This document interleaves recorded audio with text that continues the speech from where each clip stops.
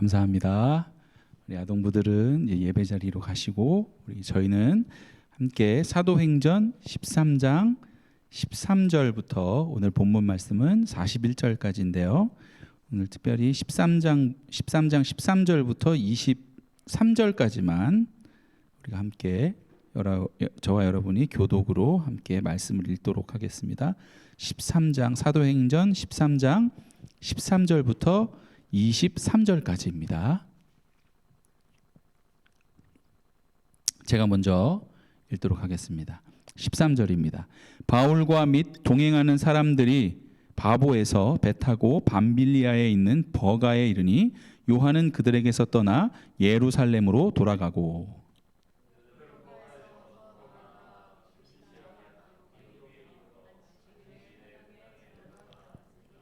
율법과 선지자의 글을 읽은 후에 회당장들이 사람을 보내어 물어 이르되 형제들아 만일 백성을 권할 말이 있거든 말하라 하니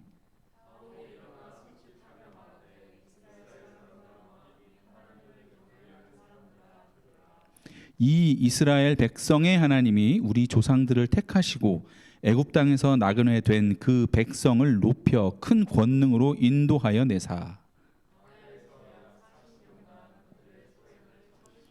가나안 땅 7족속을 멸하사 그 땅을 기업으로 주시기까지 약 450년간이라. 그 후에 그들이 왕을 구하거늘 하나님이 베냐민 지파 사람 기스의 아들 사울을 40년간 주셨다가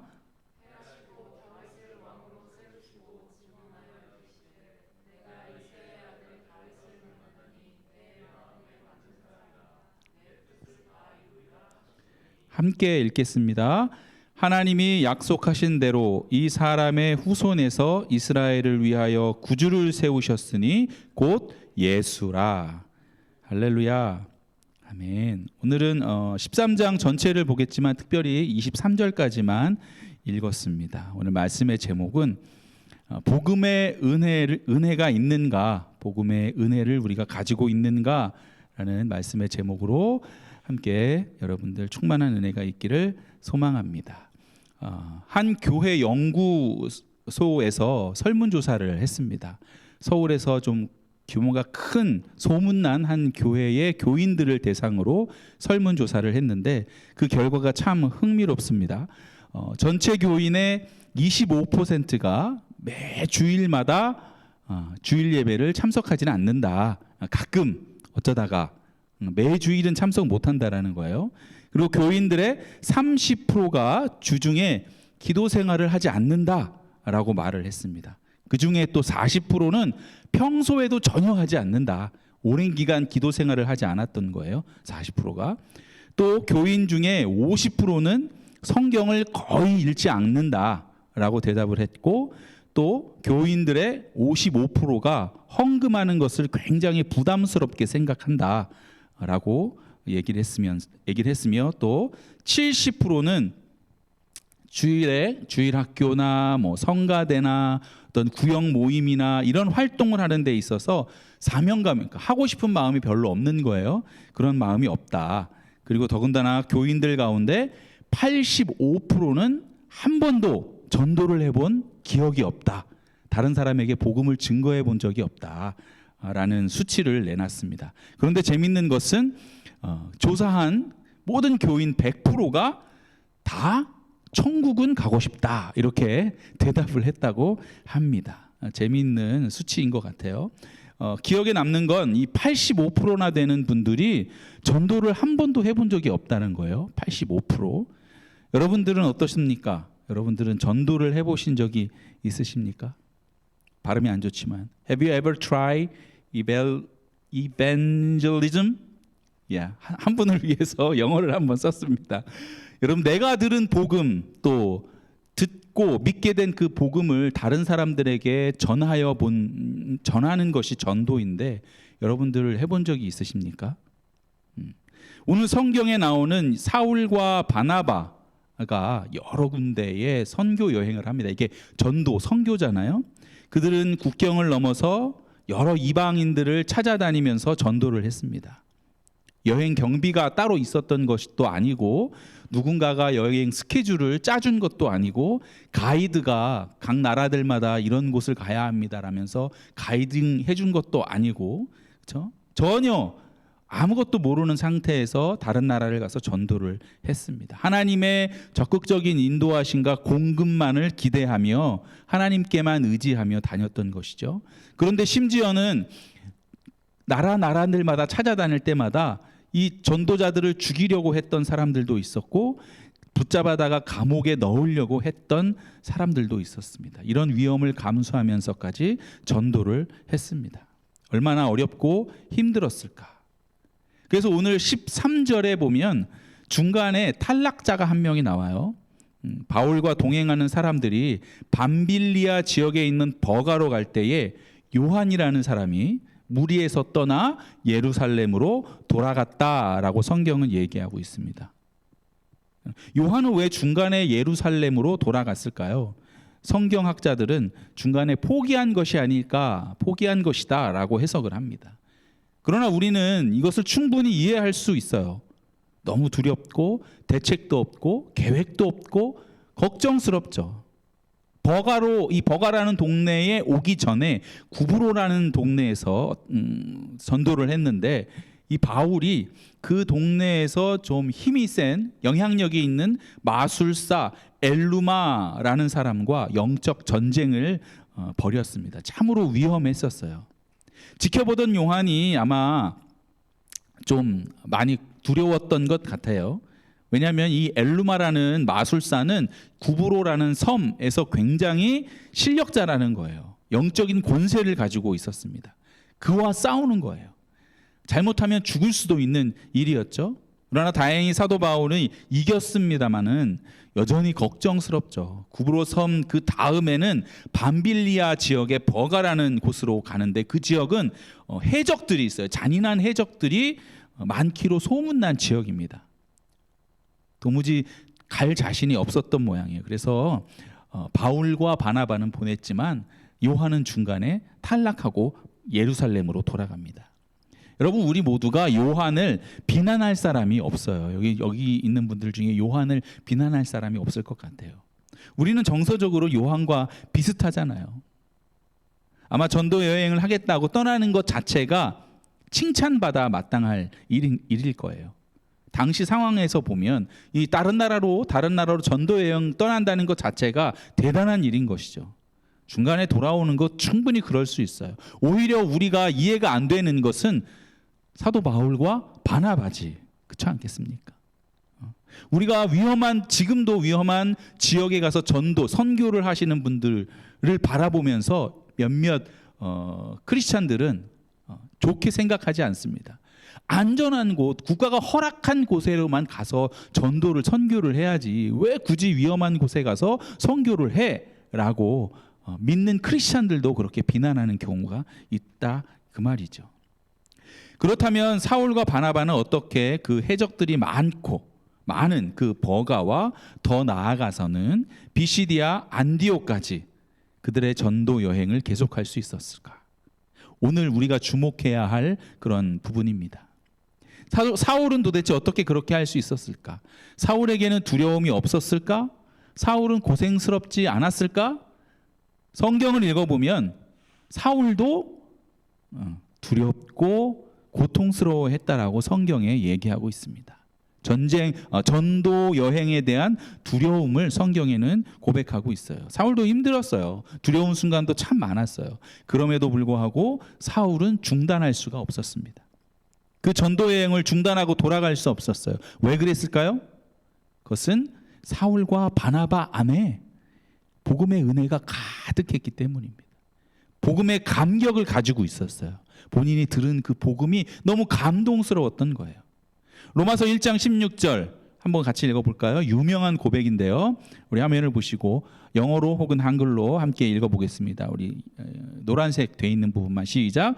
내가 복음을 부끄러워하지 아니하노니 이 복음은 모든 믿는 자에게 구원을 주시는 하나님의 능력이 됨이라. 할렐루야.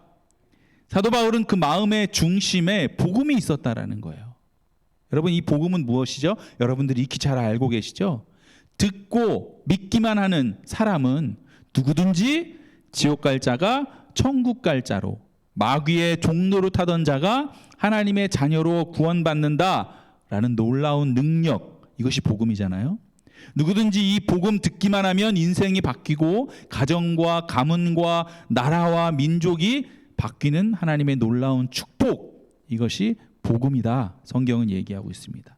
그래서 사도 바울은 복음이 정말 부끄럽지 않았어요. 부끄럽지 않은 정도가 아니라 이 복음 전하지 않으면 자기 자신에게 화가 임할 것이라고 그렇게 생각을 했어요. 9장 고린도전서 9장 16절의 말씀을 같이 읽어보겠습니다. 9장 16절 폈나요? 시작. 내가 복음을 전할지라도 자랑할 것이 없음은 내가 부득불할 일임이라. 만일 복음을 전하지 아니하면 내게 화가 있을 것이로다.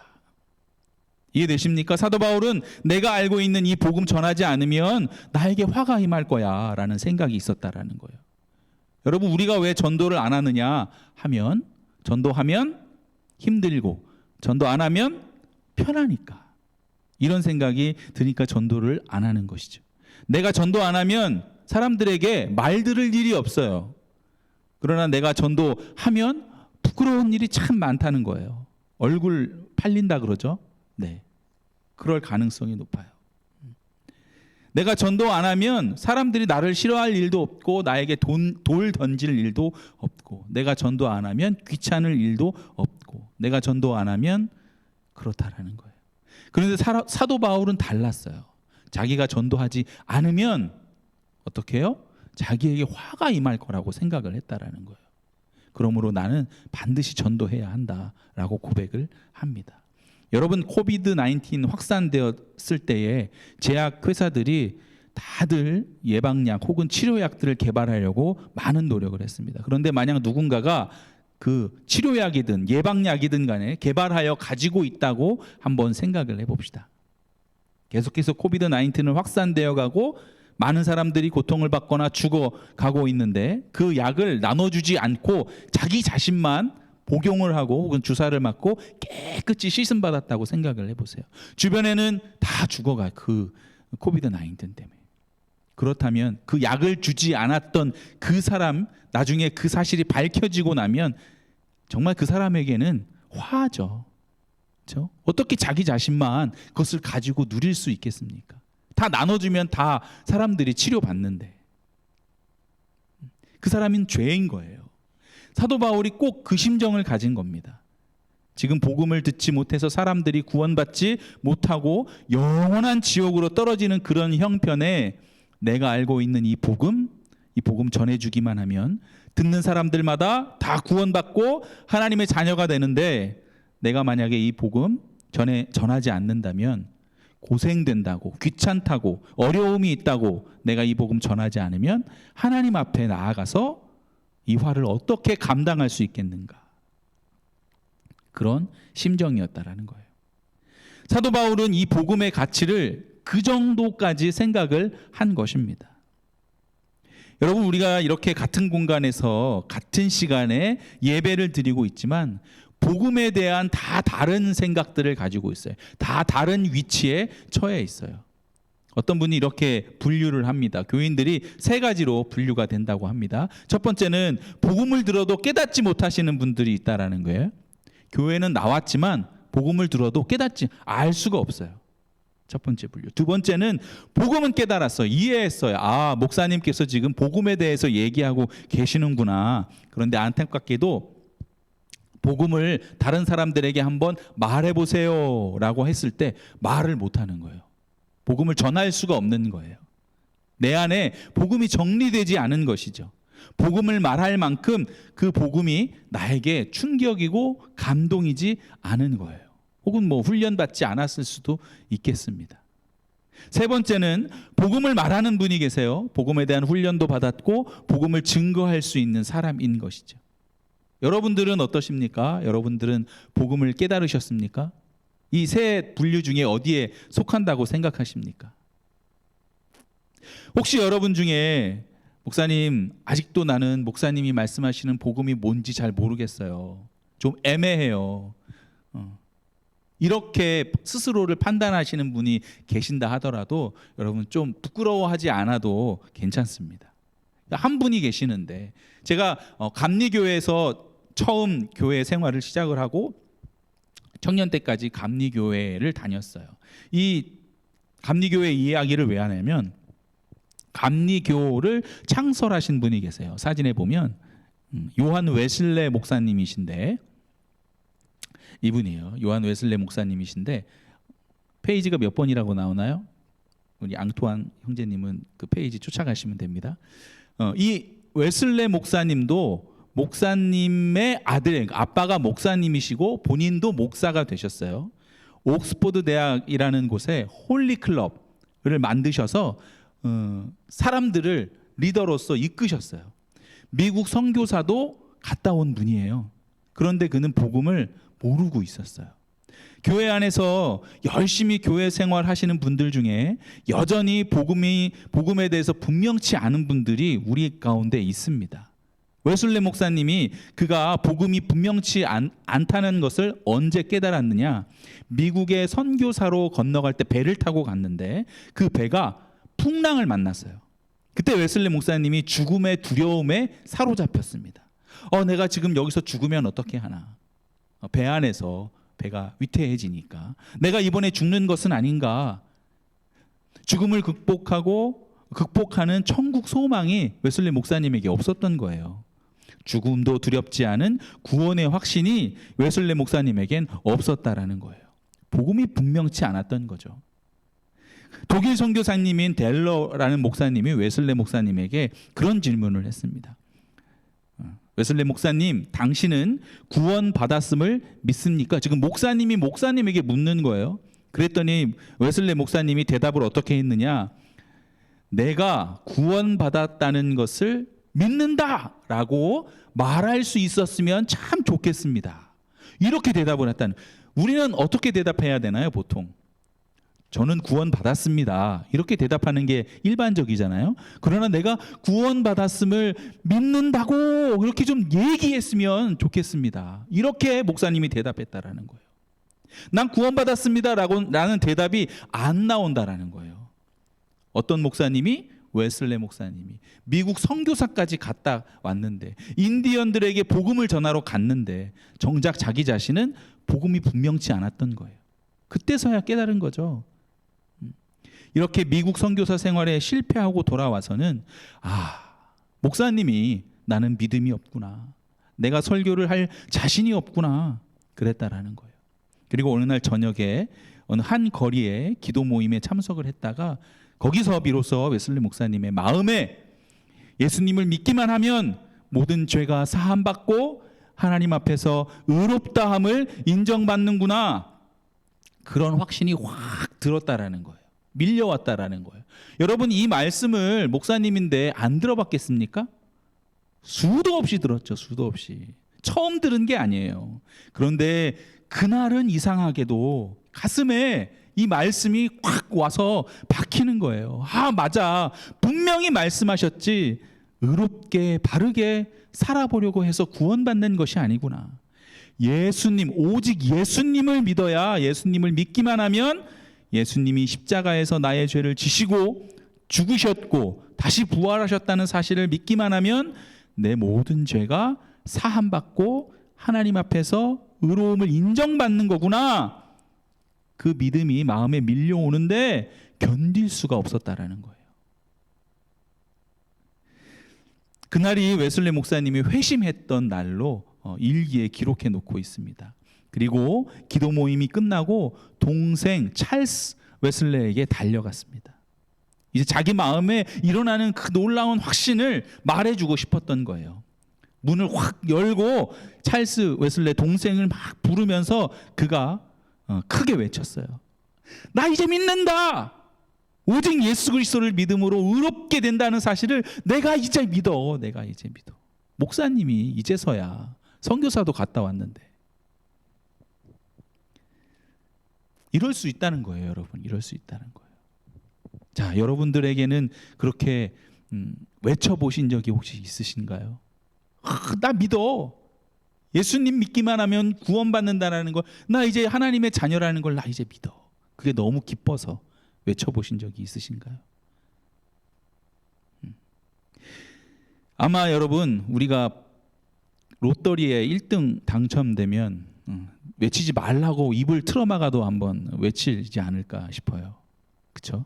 하다못해 교회의 자그마한 모임 가운데서 경품 하나 당첨돼도 여기 앉아 있잖아요. 앞에서 누가 24번 이렇게 부르면 저 24번 막 흔들면서 뛰쳐나오지 않을까 싶습니다. 나 평생에 이런 거 한번 당첨되지 못했는데 오늘은 특별한 날이네요. 그러면서 막 기뻐 뛰어나오지 않을까 싶습니다.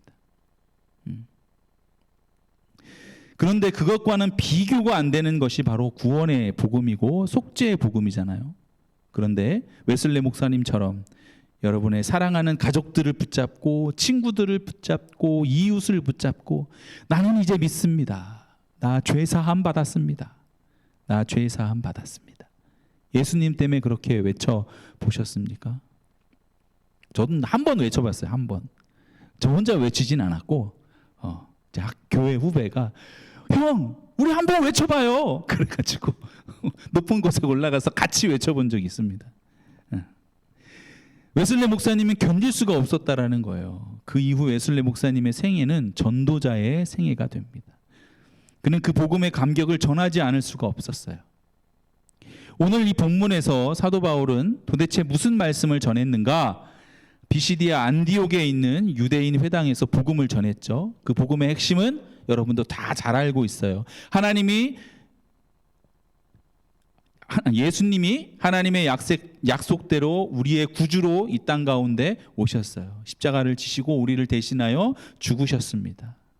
그리고 다시 부활하셨습니다. 그분이 바로 우리의 구주이십니다. 23절 말씀에 23절 하나님이 약속하신 대로 이 사람의 후손에서 이스라엘을 위하여 구주를 세우셨으니 곧 예수라. 30절에 하나님이 죽은 자 가운데서 그를 살리신지라. 그 다음은 여러분 잘 아시겠죠? 38절 39절 말씀 우리가 오늘 본문으로 읽지 않았지만 같이 읽어보겠습니다. 38절 39절 시작.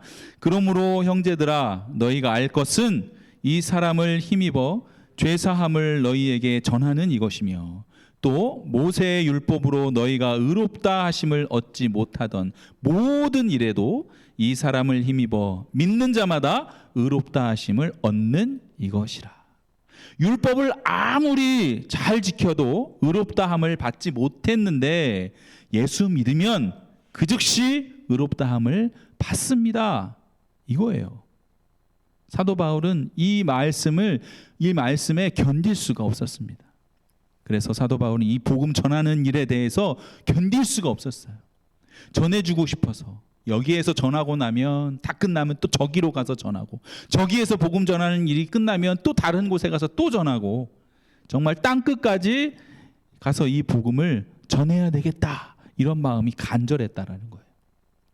여러분 오늘 이 시간에 여러분에게 이 복음의 감격이 있으십니까? 복음의 감격 있으십니까? 여러분들이 복음을 한두 번 들어보신 것이 아닐 거예요. 여러 번 들어보셨어요. 그런데 문제는 복음이 무엇이냐? 오늘은 복음이 무엇이냐 하는 것보다 오늘은 이 복음의 은혜와 감격이 우리 안에 있느냐, 지금 내 안에 있느냐 하는 것입니다. 많은 목사님들이 복음이 변질되었다라고 말씀을 하십니다. 복음이 변질되었다라는 말을 여러분 들어보신 적 있으신가요? 우리가 복음을 알고 있어도 그 알고 있는 복음이 변질되어 있을 수 있다라는 거예요. 복음에 변질되었다라는 말이 무슨 뜻이냐? 우리가 다들 속죄를 받았다라는 사실을 믿습니다. 예수님이 십자가에서 나를 대신하여 죽으신 것, 예수님이 피 흘려서 내 모든 죄가 사함 받았다, 난 의롭게 되었다람을 믿습니다. 여러분 다 믿으시지요? 다 믿을 줄 믿습니다. 그런데 문제는 속죄의 확신이 있다고 하면서 감격은 없다라는 거예요. 감격이 없어요. 예수님의 십자가의 그 복음의 은혜가 나의 부모님이 나를 사랑하시는 그 은혜보다도 못하신 분들이 있다라는 거죠. 내 마음에 우리 부모님이 나를 위하여 헌신하고 희생하신 것은 감동해요. 너무 감동해요. 그러나 예수님께서 날 위하여 십자가에 달려 돌아가신 것은 모르겠는데요. 이렇게 믿으면서도 그게 안 되는 거예요. 부모님의 은혜보다 못하다 실질적으로 평가를 하시는 거예요. 그것이 바로 복음의 변질입니다.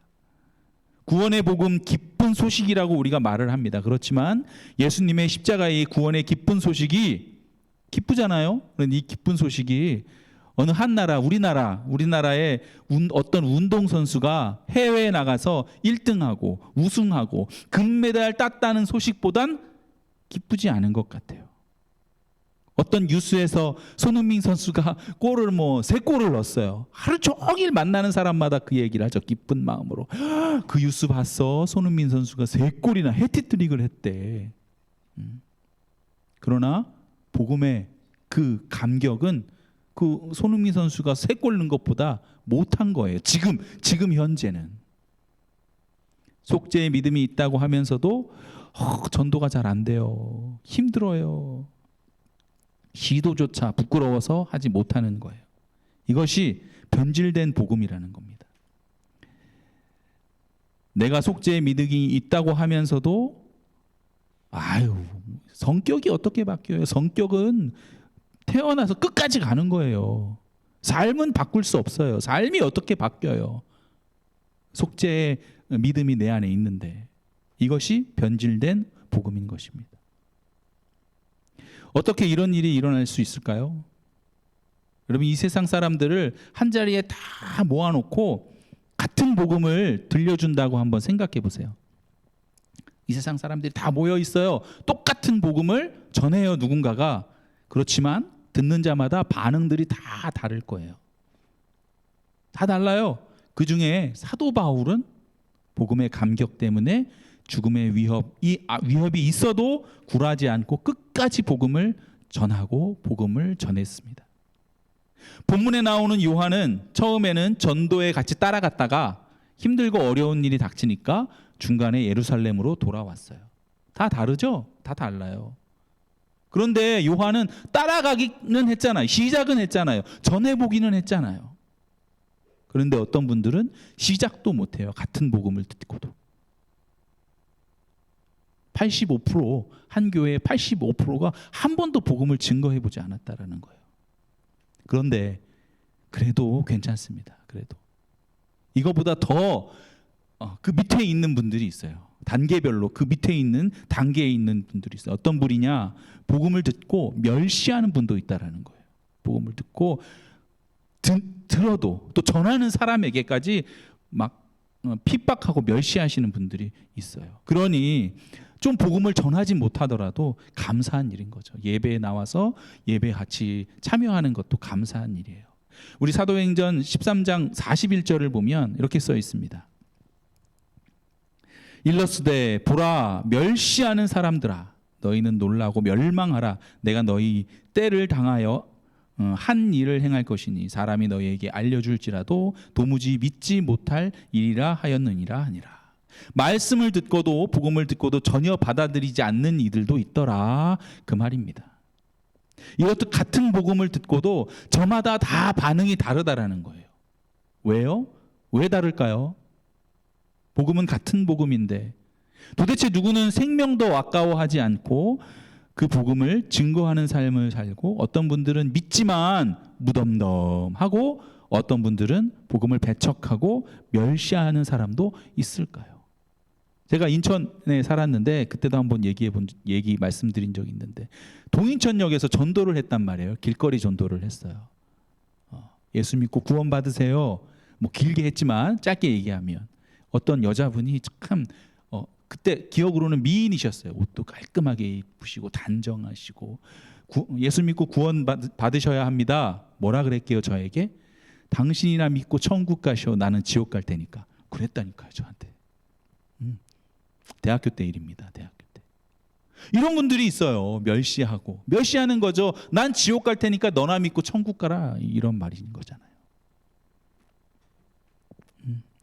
복음을 듣지만 이렇게 다른 이유는, 서로 다 반응들이 다른 이유는 복음을 듣지만 자기 죄의 실상을 전혀 깨닫지 못하기 때문에 그렇습니다. 복음은 나도 알고 있는데 왜 나에게는 복음의 감격이 없을까? 나 자신의 죄의 실상을 아직도 한 번도 깨닫지 못했던 거예요. 몇 번 말씀을 드렸지만 예가 없어서 다른 분들의 예를 들기가 싫어서 몇 번 말씀을 드렸지만 부끄럽지만 저는 참 고등학교 때 모범생이었어요. 중학교, 고등학교, 초등학교 때부터 모범생이었어요. 길이 아닌 곳에는 가지 않고 선생님께서 하지 말라는 건 하지 않았고 하라는 건 했고 원래 성격이 그런 거예요. 그런 성격을 가진 제가 중학교 2학년 때부터 예수를 믿고 교회를 다니기 시작했습니다. 그러니 신앙생활도 모범적으로 했어요. 모범적으로. 중학교 때부터 새벽기도, 금요기도, 수요예배, 고등학생이 되어서는 성가대, 찬양 인도자, 아동부 교사, 교회 주보도 만들고 전도사도 아닌데 그 대학생이 돼서는 성가대 지휘까지 또 운전면허를 딴 이후부터는 교회 차량 운행까지 그렇게 착실하게 신앙생활을 했습니다. 그리고 저에게도 그런 믿음이 있었어요. 무슨 믿음? 속죄의 믿음. 다 죄인이다. 나도 죄인이구나. 예수님이 우리를 위해 죽으시고 누구든지 그 예수님을 믿으면 모든 죄가 사함받고 하나님의 자녀가 되고 천국 간다. 저도 믿었어요. 그런데 감격은 없는 거예요. 감격은.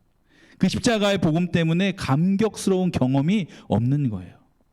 여러분 이용도 목사님이라는 분이 계십니다. 그분의 일기를 보면 그분이 식사 기도를 하시는데 따뜻한 밥과 국을 갖다 놓고 식사 기도를 하시면서 예수님께서는 머리 둘 곳도 없다고 했는데 주무실 곳도 없다고 했는데 하나님의 종인 나는 이렇게 따뜻한 밥과 국을 이렇게 먹는구나. 참 감사합니다, 주님.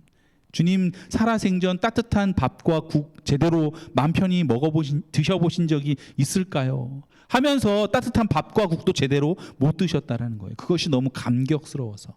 어떤 분은 같은 복음을 듣고도 이렇게 감격스러운데 왜 나에게는 그런 감격이 없을까?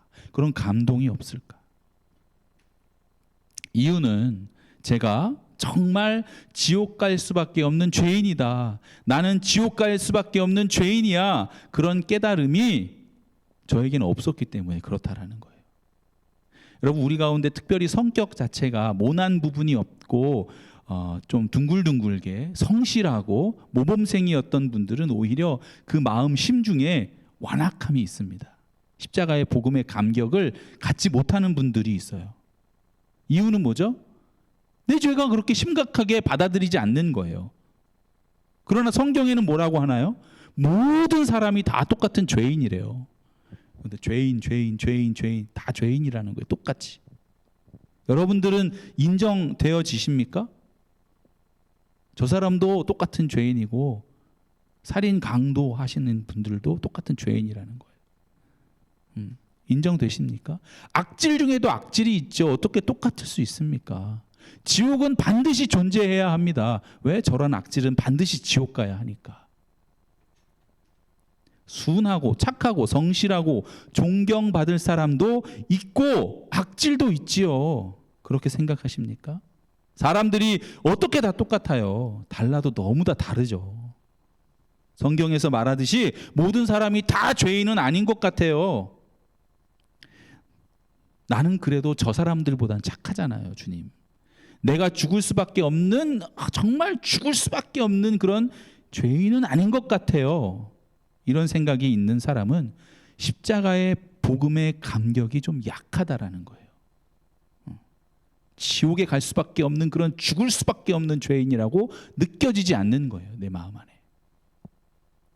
그런데 하나님께서는 그런 저를 그냥 내버려 두지 않으시고 저에게 제 자신을 보는 눈을 그렇게 깨닫게 해주셨어요. 제가 얼마나 죄인인지, 제 자신이 얼마나 엉터리인지 예수 그리스도의 보혈이 나는 너무나도 필요하다라는 것을 깨닫게 하셨다라는 거예요. 그러면서 바리새인과 세리의 이야기도 깨닫게 해주셨어요. 여러분 세리는 모든 사람들이 다 손가락질하는 죄인입니다. 맞습니까? 근데 예수님은 바리새인보다 세리가 더 선하다는 거예요. 아니, 반대로 세리보다 바리새인이 더 죄인이라는 거예요. 바리새인은 뭐죠? 하나님의 율법대로 사는 사람이에요. 하나님의 말씀에 하나도 어김없이 다 지켜 행하는 그런 사람이 바리새인이에요. 그러나 죄인인 세리보다 바리새인이 더 악하다라는 거예요. 더 악하다. 왜 그렇습니까? 세리는 예수님 앞에서 가슴을 치며 눈물을 흘리며 주님, 제가 죄인입니다. 예수님 쳐다볼 수도 없어요. 죄인입니다. 내가 죄인입니다. 바리새인은 어떻게 했나요? 고개를 떳떳이 쳐들고 하나님, 주님 감사합니다. 내가 저 세리처럼 죄인이 아님을 참으로 감사합니다. 이렇게 고백했다라는 거예요.